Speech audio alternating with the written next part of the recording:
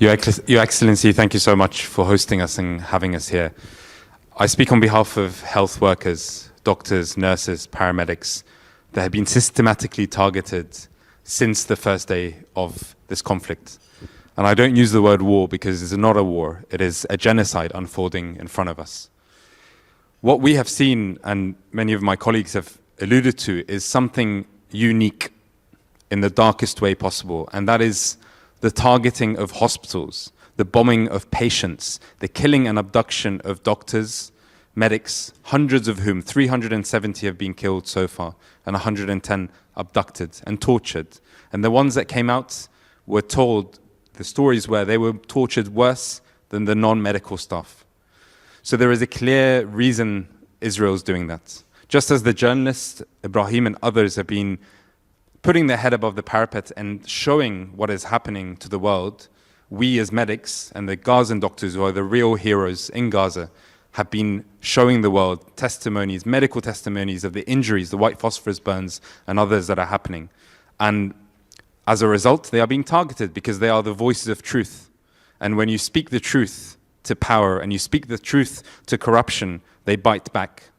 But what I wanted to say is, as a proud African, Arab and Muslim, seeing South Africa put its head above the parapet as the leader in the world, in the global South, to stand up to Western complicity in this genocide was a lifesaver for many of us and a beacon of hope that we are all hanging on to and clinging on to.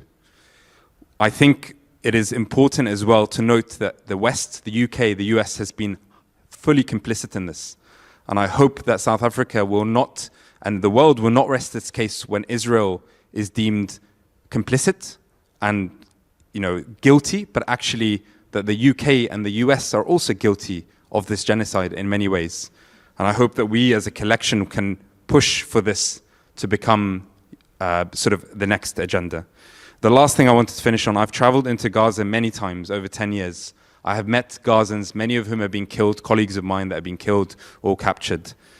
The Gazan people are the most generous, incredible human beings. They are the best of humanity. When I have been in Gaza, I have felt more at home in Gaza than anywhere else in the world, and that is not exaggeration, that is a reality. When our team leaves, Professor Nick Maynard and others from the team, white British doctors that have no political, religious, ethnic affiliation to this land, they are crying their eyes out, and so am I. And that is because of the beauty of the people of Gaza. And likewise, when I visited South Africa in 2011, the beauty of the South African people in Cape Town, the generosity, that is what connects them, and that is what makes Palestinians and South Africans so alike. So thank you again for everything you've done.